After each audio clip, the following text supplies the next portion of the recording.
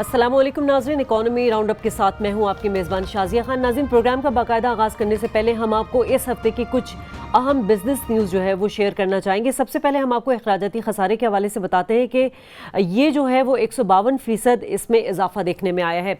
दूसरी अहम खबर है कि नेपरा ने सार्फिन पर बिजली के इस्तेमाल पर 70 पैसे फ़ी यूनिट जो है उसका बढ़ाने का फ़ैसला कर लिया है। और हुकूमत ने 2 साल के इंतज़ार के बाद जो बरामद कुनंदगान है 72 बिलियन के जो सेल्स टैक्स रिफंड है उनके चेक जारी करने का भी फैसला कर लिया, तो बड़ी अच्छी खबर है। और चौथी खबर आपसे शेयर करेंगे कि सी पैक पर अमल दरामद तेज़ करने के लिए जो 2 कमेटियां पहले से कायम थी उनको मॉनिटर करने के लिए एक और कमेटी बना दी गई है। और कुछ और अहम खबरें भी आपको बताते चलेंगे, लेकिन इस वक्त हम आएंगे अपने टॉपिक की तरफ। और अपने गेस्ट का मैं तारुफ करा दूं, शफकत महमूद साहब हमेशा हमारे साथ मौजूद होते हैं, को होस्ट हैं आप इस प्रोग्राम के। और आज हमें स्पेशल ज्वाइन किया अलमास हैदर साहब, सीनियर वाइस प्रेसिडेंट हैं लाहौर चैम्बर्स के। और हमारे साथ इस वक्त मौजूद है Khwaja Farooq Saeed, former justice Lahore high court के। बहुत शुक्रिया मेरे मोअज़्ज़ज़ मेहमानों का। नाज़रीन, एक तरफ तो हम देखते हैं कि FBI जो है उसके फैसले पर सिंध हाई कोर्ट जो है वो स्टे ऑर्डर दे देता है, तो दूसरी तरफ हम देखते हैं कि वज़ीर आज़म पाकिस्तान उनके लिए सुप्रीम कोर्ट ये तहफ़्फ़ुज़ात पेश करती है कि वो काबीना की मर्ज़ी के बगैर और बगैर मुशावरत के माली मामलात में कोई फ़ैसला नहीं दे सकते। अब बात करेंगे टैक्स पेयर के हवाले से, तो जिन मसाइल और मुकदमात का उनको सामना है तो उनकी सुनवाई के लिए कोई निज़ाम मौजूद है भी या नहीं, और अगर मौजूद है तो वो हक़ाइक़ पर मबनी है या फिर मफरूज़े पर। इसके अलावा नाज़रीन बहुत एक अहम टॉपिक जो कि आज हमने इसको चुना है, और वो ये है कि हुकूमत की नाक़िस पॉलिसियों की वजह से जो गुर्बत की शरह है उसमें इजाफा हुआ है, और इस इजाफे की वजह से हम देख रहे हैं कि जराइम की शरह में भी इजाफा हुआ है। पंजाब में जो बच्चों का अगवा का मामला है उसमें वन ऑफ द फैक्टर गुर्बत की शरह है कि गुर्बत की वजह से जो है बच्चे अगवा भी हो रहे हैं, बच्चे भाग भी रहे हैं, और वालिदैन जो है वो अपने बच्चों को मार भी रहे हैं और खुदकुशियाँ भी कर रहे हैं। नाज़रीन, इन तमाम चीज़ों को आज हमने अपने टॉपिक का हिस्सा बनाया, अपने प्रोग्राम का हिस्सा बनाया है। शफकत महमूद साहब, सबसे पहले तो मैं आपसे ये बात करना चाहूँगी कि ये जो FBR वाला मामला जो हम देख रहे हैं इसमें कि FBR ने जो फैसला दिया है, आप क्या समझते हैं जो वो प्रोविजनल सर्विसेज पर टैक्स को क्रेडिट ना देने का, उस पर सिंध हाई कोर्ट ने स्टे ऑर्डर दे दिया है, तो क्यों क्या ये डिमांड गलत थी कि जिसकी वजह से सिंध हाई कोर्ट ने ये फैसला दिया? शायद मेरा ख्याल है इस जो ये फैसला है, इससे पहले अगर हम इस बात पर कर ले जो टैक्स पेयर को जो मसाइल दरकार होते हैं, जिनके ऊपर मुकदमात बन जाते हैं, उनके लिए कोई किसी किस्म का निज़ाम मौजूद है जहाँ पर उनकी दादरसी हो सके, और निज़ाम में किस हद तक शफाफियत है, इस पर बात करते हैं। सबसे पहले तो बात यह है कि जो हमारा इनलैंड रेवेन्यू अब है, इसमें एक आदमी जो है वो मुकदमा भी खुद बनाता है, यानी पुलिस भी खुद है और जज भी खुद है। पहले वो मुकदमा बनाता है, केस बनाता है, फिर उस पर एक फ़ैसला सादर कर दिया जाता है। उसके बाद अक्सर हमने देखा है कि अपील जो है वो डिपार्टमेंट का अपना ही आदमी कमिश्नर होता है या कलेक्टर होता है, और तकरीबन 90% में उसका फ़ैसला टैक्स पेयर के खिलाफ होता है। उसके बाद ट्रिब्यूनल आ जाता है, अपीलेट ट्रिब्यूनल आ जाता है। अब अपीलेट ट्रिब्यूनल में जो है वो अपील की जाती है। मैं इसके बारे में एक जो बड़े नुमाया वकील हैं उनसे मैंने पूछा कि आप रिट में क्यों चले जाते हैं, आप ट्रिब्यूनल में जाकर अपील क्यों नहीं करते? तो उन्होंने कहा cost of getting a decision from tribunal is much heavier, larger, fatter then filing a writ. इसके यानी ये एक लम्हा फ़िक्रिया है उस ट्रिब्यूनल के बारे में, किसी आदमी का ये तबसरा करना कि उसकी क्या वजूहात है जिसकी वजह से ये बात की जाती है कि ट्रिब्यूनल से इंसाफ लेना बहुत मुश्किल है। इसके बारे में ये बात, फिर इसके बाद एक और अगर आप एक तरफ चले जाएं तो आप देखते हैं कि अक्सर डिपार्टमेंट के कोई बिलियन के केसेस हाई कोर्ट में जाकर सेट असाइड हो जाते हैं। यानी वो बात ये है कि बेसिकली बात हमें ये देखनी ये चाहिए कि जो एक शख्स जिसके ऊपर मुकदमा बनता है करोड़ रुपए का या 1 करोड़ रुपए का, उसको 3 साल के बाद जब उसको इंसाफ मिलता है तो जिस अज़ियत से वो गुज़रता है, क्या किसी किस्म का ऐसा निज़ाम मौजूद है कि उस अफसर के ख़िलाफ़ भी कोई कार्रवाई हो सके? क्या ऐसा कभी हुआ है? हम ये पूछते हैं ख्वाजा साहब के भी, इनका तजर्बा चूँकि अपीलेट ट्रिब्यूनल के ये चेयरमैन भी रहे हैं, आपका तजर्बा कैसा रहा है कि डिपार्टमेंट जो केसेस बनाता है उसमें किस हद तक प्रोप्राइटी का होता है, किस हद तक इन्फ्लेटेड डिमांड होती है टारगेट पूरे करने के लिए, और क्या वो इंसाफ के तकाज़ों पर मबनी फ़ैसला करता है, एटलीस्ट जो प्रोसीजर है उसकी हद तक? जी, आपने जो थोड़ी सी एक्सप्लेनेशन दी है اس کے اندر ہی اس جو ہے پرابلم کا جواب جو ہے وہ موجود ہے. آپ نے کہا کہ ایک طرف تو وہ ٹیکس اسیسر بھی ہے اور ایک طرف اس نے ڈیمانڈ بھی جو ہے خود ہی کریٹ کرنی ہے, اور دوسری طرف جو ہو اس کے اوپر ایک بات جو آپ نے نہیں فرمائی وہ یہ ہے کہ ریونیو کلیکٹ کرنے کی ذمہ داری بھی اسی کی ہے.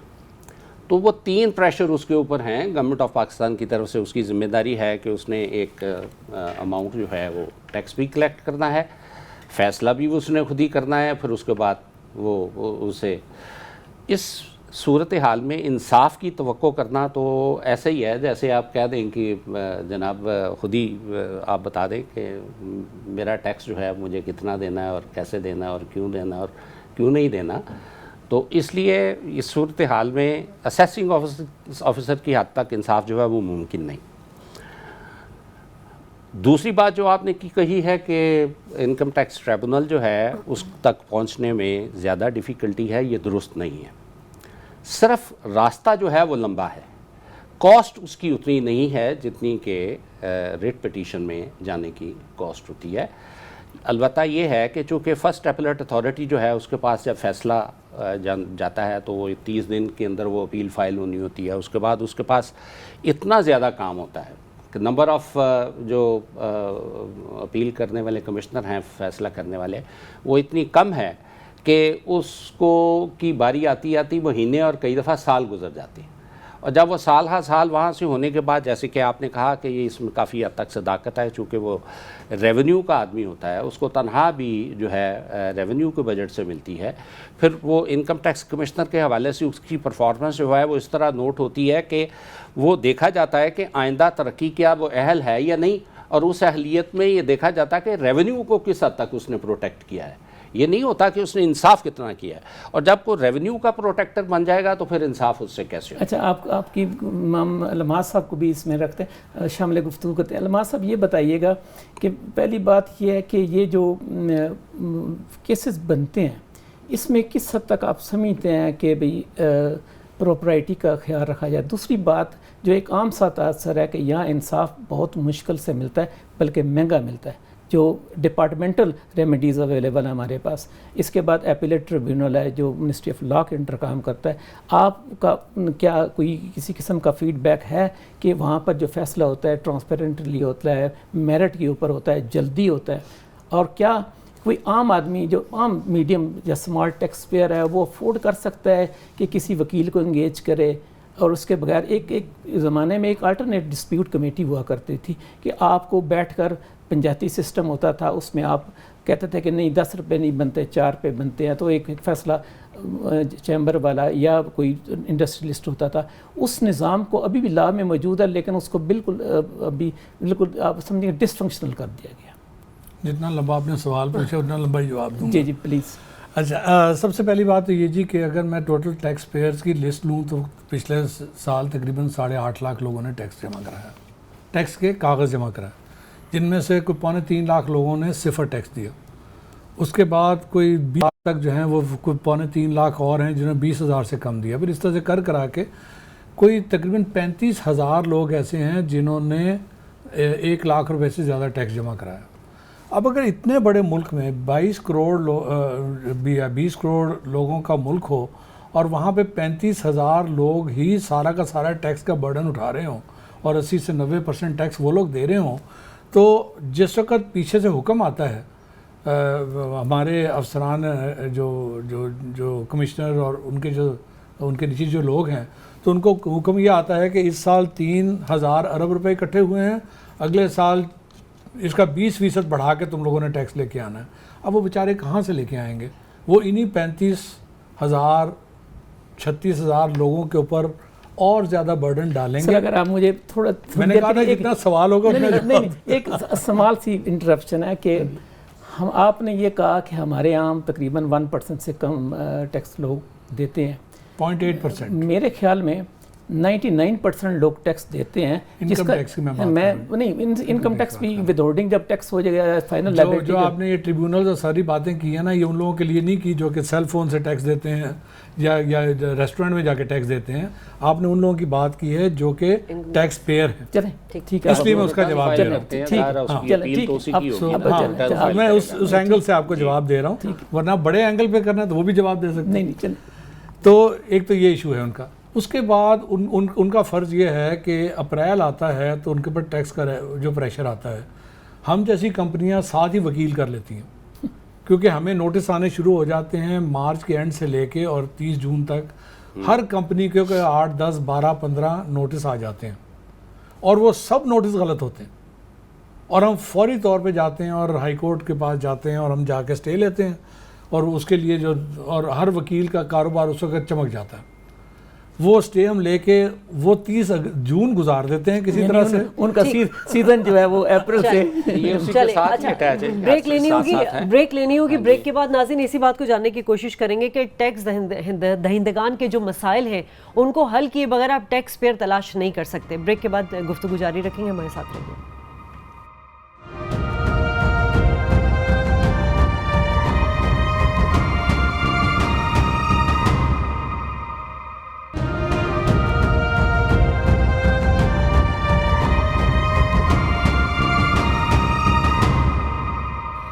वेलकम बैक नाज़रीन। बात करें टैक्स पेयर की मुश्किलात के हवाले से और उनको जो मुकदमात हैं, उनको जो फैसिलिटेशंस है वो कितनी प्रोवाइड की जाती हैं, क्योंकि टैक्स टू जीडीपी जो हमने देखा है उसकी जो कम शरह है वो भी एक इंतहाई अहम मुआशी मसला है, जिसके हल के लिए जो मौजूदा टैक्स पेयर को फैसिलिटीज़ हैं वो नहीं प्रोवाइड की जा रही हैं। अलमास साहब, आप बड़ी बेहतरीन गुफ्तगू कर रहे थे और कंटिन्यू भी करना चाहते थे। मेरा सवाल यहाँ ये है, हम कुछ भी बात कर लें, हम विद होल्डिंग टैक्स की बात कर लें, हम इनकम टैक्स की बात कर लें, हम सेल्स टैक्स की बात कर लें, जब तक टैक्स निज़ाम में इस्लाहात नहीं आएंगी तब तक आपको टैक्स पेयर भी नहीं मिलेंगे। इस्लाह सबसे बड़ी ये है कि जो गवर्नमेंट कहती है हमने रेवेन्यू इकट्ठा किया है, वो जो उन्होंने पैसे लोगों के देने हैं वो दे के फिर बताएं कि बाकी कितने बचे हैं। वो करते ये हैं कि 300-400 अरब रुपया, 500 अरब रुपया लोगों का रोक लेते हैं और वहाँ पे उनकी गुड्डी चढ़ जाती है। वो कहते हैं कि जी हमने कमाल कर दिया, हमने यहाँ 2700 अरब रुपया इकट्ठा कर लिया, हमने 3000 अरब रुपया इकट्ठा कर लिया। एक्चुअली वो 2500 अरब होता है या 2600 अरब होता है और लोगों के पैसे। सो नेट इनको बताना चाहिए कि नेट रेवेन्यू कितना आया, बजाय इसके कि वो ग्रॉस रेवेन्यू की बात करें। जिस दिन ये एक तब्दीली आएगी उस दिन खुद ब खुद लोग उनके एडजस्टमेंट जो हैं देनी शुरू कर देंगे, नंबर 1। नंबर 2, जितना सिविलाइज्ड मुल्क है वहाँ पे कंप्यूटराइज हो चुका हुआ है और हमारा भी कंप्यूटराइज हो चुका हुआ है निज़ाम। हमें पता है कि लोगों ने एडवांस कितने पैसे जमा करवाए हैं गवर्नमेंट के खाते में, हमें ये पता है कि उनकी डिमांड कितनी बनती है। गवर्नमेंट को पहले से पता होता है कि उन्होंने देने कितने हैं। इन्होंने उसके बाद एक कम्बरसम निज़ाम शुरू होता है, जब वो निकल आता है कि हर टैक्स पेयर ने इतना एडवांस जमा कराया और इतने उनके पैसे कटने थे और ये उनको वापस करना है। फिर वो कहते हैं जी ओरिजिनल चालान लेके आए।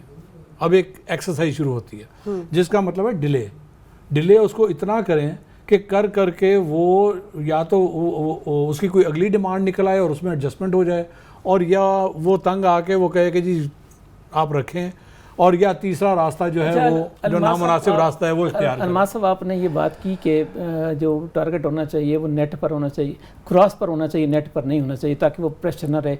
ये निज़ाम तकरीबन 2004 से शुरू हुआ और 2008 तक ग्रॉस पर ही टारगेट मिलता था, यानी जो फील्ड अफसर को उन पर कोई प्रेशर नहीं होता था। एक ज़माना था, ये भी रहा है। लेकिन आप ख़ाया साहब ये बताएं कि जो किस किस्म की हम रिफॉर्म्स की बात करते हैं, हर आदमी रिफॉर्म्स कहता है जी रिफॉर्म ये होनी चाहिए, रिफॉर्म वो होनी चाहिए। हम रिफॉर्म्स कर रहे हैं, क्या किस किस्म की रिफॉर्म हमें?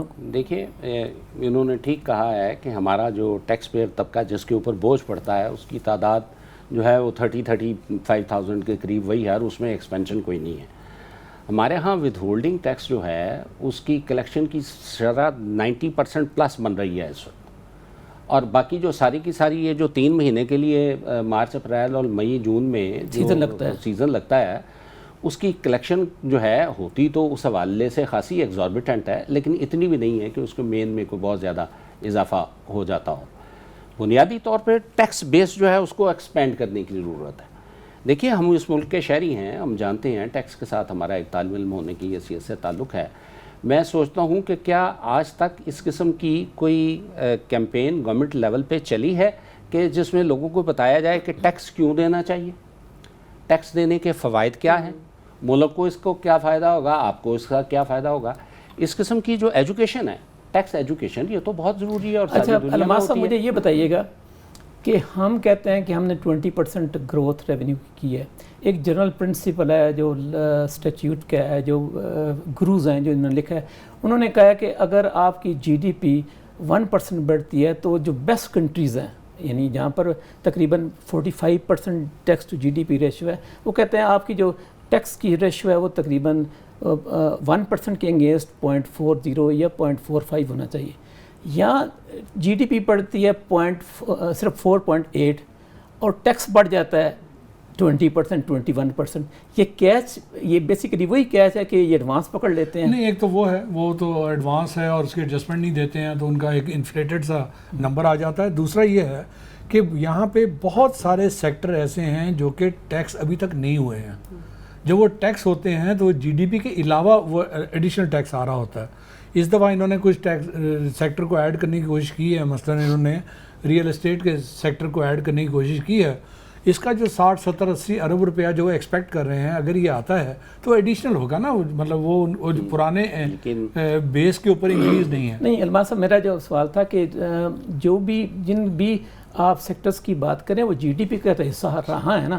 اب جی ڈی پی کے ریئل اسٹیٹ ہو یا کوئی بھی لیکن وہ سیکٹر ٹیکسیبل حصے نہیں ہے نا. نہیں، میں جنرلی بات کرتا ہوں کہ جو جی ڈی پی کی گروتھ اور ٹیکس کی آپس میں ریلیشن شپ ہونا تو جس وقت ہم پرفیکٹ لیول پہ ٹیکس سب دینے لگ پڑیں گے تو پھر یہی ہوگا جو آپ کہہ رہے ہیں. صحیح ہے. چونکہ ہم ٹیکس دے نہیں رہے ہیں اور بڑے کم لوگ ہی دے رہے ہیں، تو جب تک یہ ڈسپیرٹی رہے گی. علامہ صاحب اب آتے ہیں کہ شادیہ نے پہلے ایک کویسچن اٹھایا تھا اور میں نے کہا کہ بعد میں بات کرتے ہیں.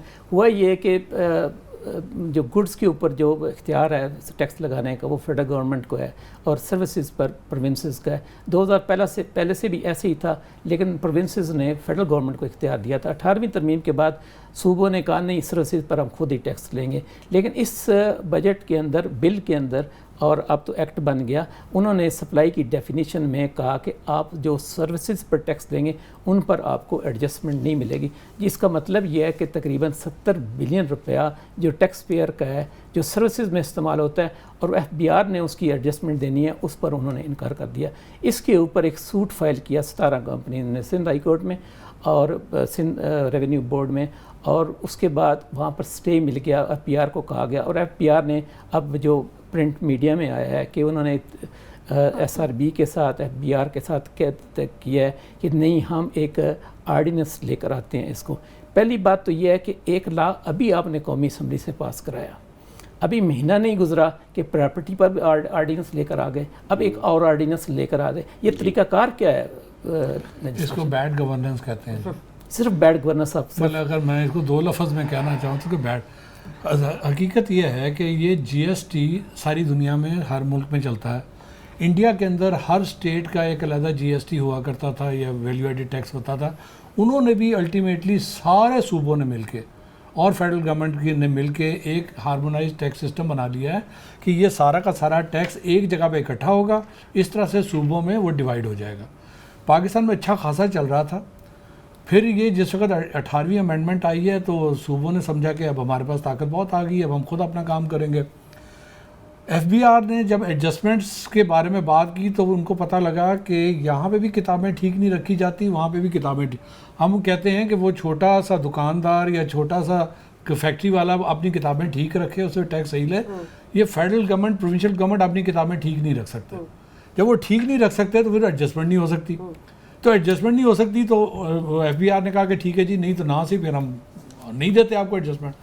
وہ نزلہ پروونشل گورنمنٹ پہ تو نہیں پڑا، وہ ہم جیسے لوگوں پہ پڑ گیا.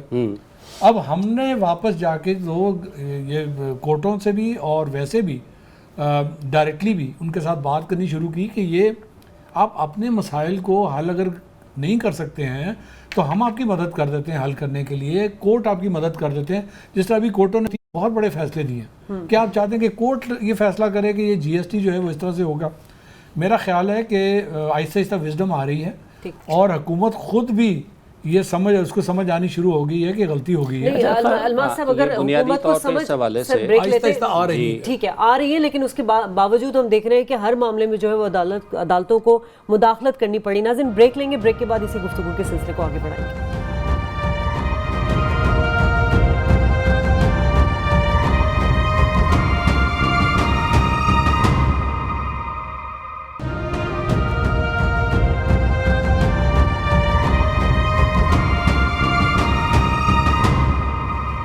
پروگرام میں ایک بار پھر خوش آمدید ناظرین، اور ہم بریک سے پہلے بات کر رہے تھے تو خواجہ صاحب سے میں اس سوال کا جواب لینا چاہوں گی. خواجہ صاحب، رولز آف پروسیجر کے مطابق جو ہے وزیر اعظم جو ہے وہ ہر فیصلہ کرتے وقت اپنی کیبنٹ کو انوالو رکھتا ہے، تو سپریم کورٹ کو ایسے احکامات دینے کی ضرورت ہی کیوں پیش آئی؟ کچھ حالات ایسے ہوئے کہ جو پاور جو ہے اس کو ایکسرسائز کیا گیا. اس کا مطلب وزیر اعظم آپ کی بات مجھے عرض کرنے دیجئے کہ گورنمنٹ جو ہے اس کی ڈیفینیشن جو ہے وہ ہے prime minister in its cabinet.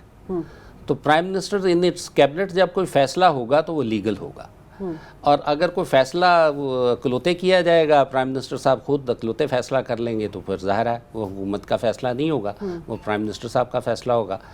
اس کو کیبنٹ کی جو اپروول ہے وہ بہت ضروری ہے، اسے رولز آف بزنس کے مطابق حکومت کا فیصلہ. اچھا خواجہ صاحب، یہ ہمیں پتہ کیسے لگے گا کہ کیبنٹ نے اس میں اپنی مشاورت دی ہے یا نہیں دی ہے؟ یہ ظاہر ہے جی کیبنٹ میٹنگ میں یہ ہوگا، یہ اس طرح تو نہیں ہو سکتا. نہیں، وہ پتہ لگے گی کیبنٹ نہیں. میں میرا سوال ہے کہ میں کہتا ہوں cabinet held its meeting on دس تاریخ اینڈ اپروو دس تھنگ، تو کیا یہی کافی ہے یا اس کے علاوہ یہ جو آپ جسٹس ثاقب نثار صاحب کی ججمنٹ آئی ہے اب تو اس کے بارے میں صرف یہی کافی ہے یا اس ججمنٹ میں اس کے علاوہ بھی اصول رہنما اصول وضع کر دیے گئے ہیں کہ اب کس طریقے سے فیصلہ ہوگا؟ میں نے کوشش کی تھی کل ججمنٹ نکالنے کی، 70 پیجز کی ججمنٹ ہے وہ، 80 پیجز کی. ہاں وہ اسے دیکھ نہیں سکے، لیکن بنیادی طور پہ وہ دیکھ کے ہی پتہ لگے گا کہ پیرامیٹرز کو فکس کیے انہوں نے یا نہیں کیے. لیکن اس کے باوجود یہ تو طے ہے نا کہ کیبنٹ کی میٹنگ جو ہے وہ باقاعدہ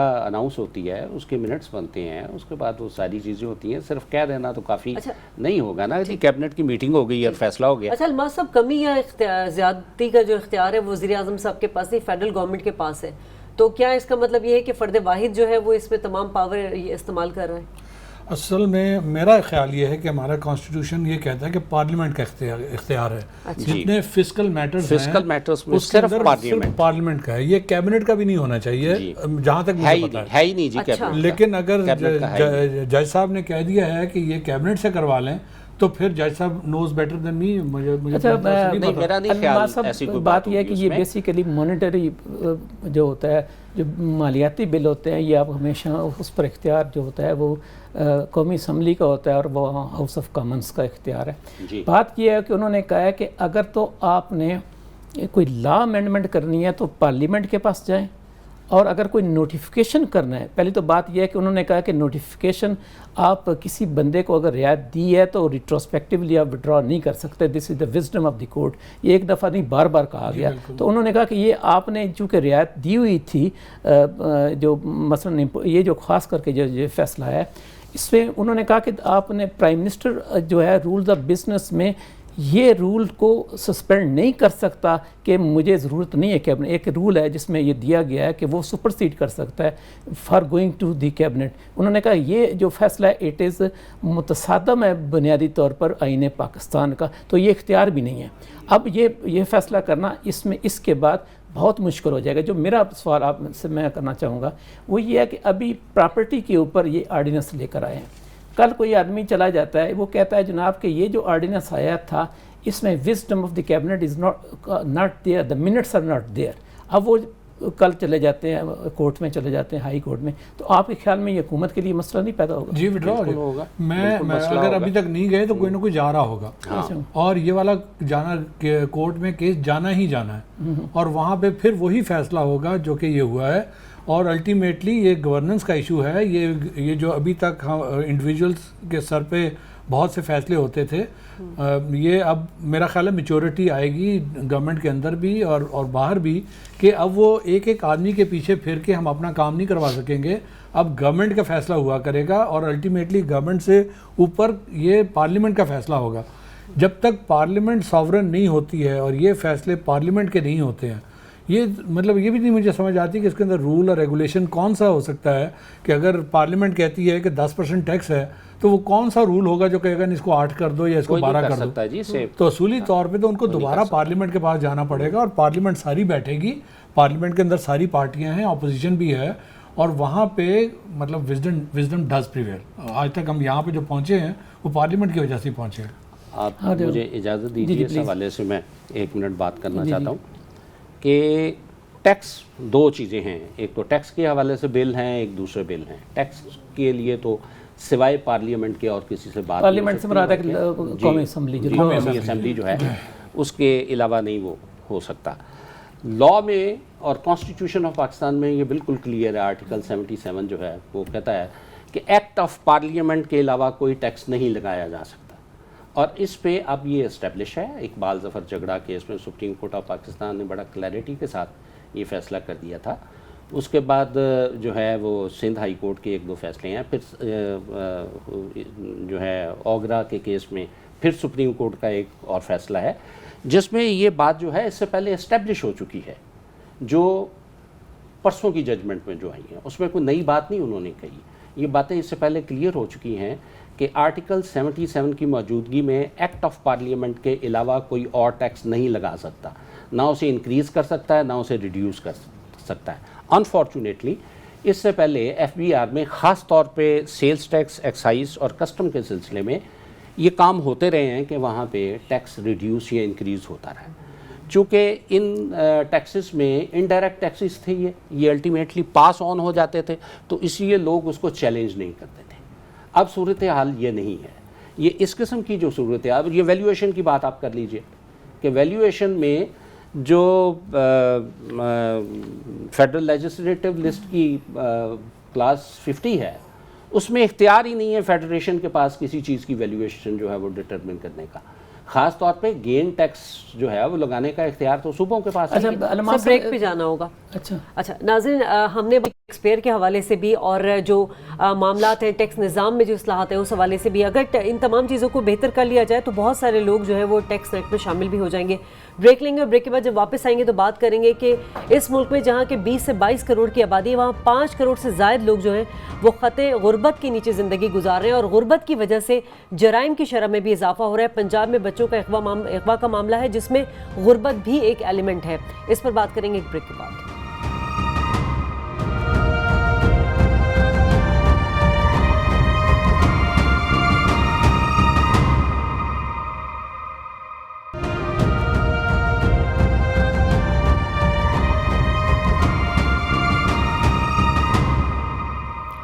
ویلکم بیک ناظرین. اور حکومت کی ناقص پالیسیوں کی وجہ سے ہم دیکھتے ہیں کہ ملک میں غربت کی شرح میں اضافہ ہو رہا ہے. خود فائنانس منسٹر اس بات کو ایکسیپٹ کر چکے ہیں کہ پاورٹی ریشو جو ہے وہ 50% سے زائد ہو چکا ہے. اس کا مطلب کہ حکومت جو ہے وہ روزگار فراہم کرنے میں ناکام رہی ہے، اور اس ناکامی کی وجہ سے ہم دیکھتے ہیں کہ جرائم کی شرح میں بھی اضافہ ہو رہا ہے. پنجاب میں ہم دیکھ رہے ہیں کہ اغوا کا معاملہ جو ہے، بچوں کے اغوا کا معاملہ، اور خصوصاً اس میں غریب بچے شامل ہیں، کہ یہ معاملہ بہت سنگین ہوتا جا رہا ہے. تو اس کا مطلب کیا یہ ہے کہ غربت بھی ون آف دا ریزن ہے کہ جرائم کی شرح میں اضافہ ہو رہا ہے؟ شفقت صاحب، ہم نے اس ٹاپک کو اس لیے چنا، اس کے مختلف اینگلز ہیں کہ بچے جو اغوا ہو رہے ہیں اس میں اور بھی بہت ساری چیزیں ہیں کہ آرگنز ان کے جو ہیں وہ سیل کیے جا رہے ہیں، ان کو اسمگل کیا جا رہا ہے. لیکن ایک جو اہم چیز ہے وہ ہمیں بھولنی نہیں چاہیے کہ اس میں وہ بچے بھی شامل ہیں جن کے پیرنٹس جو ہیں انہیں غربت کی وجہ سے بھیج دیتے ہیں، یا پھر زیادہ تر غریب کے بچے ہیں. شادیہ شکریہ، آپ نے بڑا اہم موضوع کی طرف توجہ دلائی ہے. بات یہ ہے کہ پرسیپشن ہوتا ہے وہ امپورٹنٹ بات ہوتی ہے. حقائق کیا ہیں وہ اتنی ضروری بات نہیں ہے، لیکن ایک جنرلی سی کیوس سوسائٹی میں ہے کہ بچے اغوا ہو رہے ہیں، لگاتار والدین پریشان رہتے ہیں. اس کی کئی وجوہات ہو سکتی ہیں، جس میں سے بنیادی جو وجہ ہے شاید وہ غربت ہی ہے، اور اس غربت کے بارے میں بعد میں بات کریں گے. سب سے پہلے ہم دیکھتے ہیں کہ یہ جو عمل ہوتا ہے بچے کو کڈنیپ کرنے کا، یہ ہوتا کیسے ہے؟ سب سے پہلے بچہ مسنگ ہوتا ہے، اس کے بعد آگے سے پھر کڈنیپ کیا جاتا ہے. اب ہمارا لا یہ کہتا ہے کہ جو بچہ مسنگ ہے یہ کوئی کگنیزیبل اوفینس نہیں ہے، یعنی اس کی کوئی رپورٹ نہیں جاری کی جا سکتی ہے. اگر آپ نے بچہ نے किडनैपिंग अगर कग्निजेबल ऑफेंस है जिसकी पनिशमेंट 10 साल तक हो सकती है, फांसी भी हो सकती है, और अगर बच्चे की गुमशुदगी की रिपोर्ट ही अगर आपने दर्ज नहीं करनी है तो वो जुराइम को आपने किस तरीके से अकाउंटेबल करना है, बेसिक बात ये होती है। दूसरी बात जो आम तौर पर ये तासर दिया जा रहा है कि बच्चे खुद ब खुद वालिदैन के बिहेवियर की वजह से भाग जाते हैं, लेकिन मैं ये सोचता हूँ अक्सर कि 9 साल से लेकर बच्चा 12 साल में क्या उसमें इतनी अंडरस्टैंडिंग होती है कि वो समझ सके कि क्या हमारे घर का ऐसा माहौल है कि मुझे घर से भाग जाना चाहिए। शायद ऐसा होगा, लेकिन मेरे अपने ख्याल में ये बात कि जो घर का जो गुर्बत का माहौल होता है उसकी वजह से जो झगड़े पैदा होते हैं वो वालिदैन को भी तंग करते हैं, बच्चों को भी तंग करते हैं। अभी एक वाक़या रिपोर्ट हुआ सराय आलमगीर में कि एक वालिद ने अपनी बच्ची को नहर में डुबो दिया और रिपोर्ट कर दिया कि मेरी बच्ची जो है वो अगवा हुई है, सिर्फ कंपनसेशन लेने के लिए। अब ये ऐसा वाक़या है जिसकी तरफ से एक तरफ से हम बहुत खुश हैं कि हमारी पर कैपिटा इनकम 13,000 रुपये से बढ़ गई है, और दूसरी तरफ से हम कहते हैं हमारी तकरीबन 40% आबादी तक 5,000 रुपये पर रहती है। आप मुझे बताएं कि 5,000 रुपये पर कैसा गुजारा हो सकता है? क्या वो अपने बच्चों को किसी किस्म की निगहदाश्त वाला माहौल पैदा कर सकते हैं? इसका चूँकि इस इश्यू को बहुत तरीके से भी डील किया गया, लेकिन आज हमारे साथ इसको हम थोड़ा सा इसका साइको एनालिसिस करते हैं और डॉक्टर साहब से पूछते हैं इसके बारे में कि आप इसको कैसे तनाज़ुर में देखते हैं। Thank you very much. पहले मैं आपकी मशकूर हूँ कि आपने मुझे यहाँ दावत दी।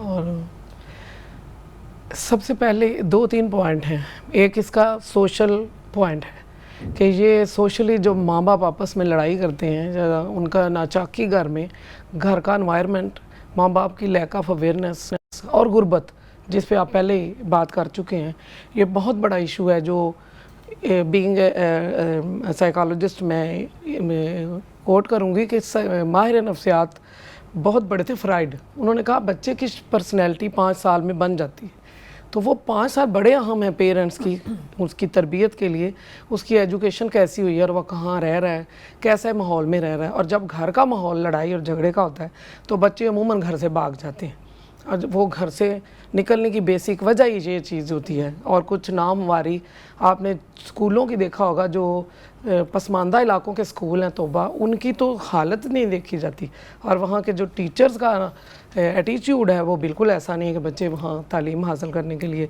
कुछ दिन है। अच्छा डॉक्टर साहब ये बताइएगा कि ये तो हमारे जो माशरे की आपने बताई है, ये तो आज से नहीं है, कई सालों से ऐसा है, लेकिन अचानक इसमें इजाफा क्यों हुआ है?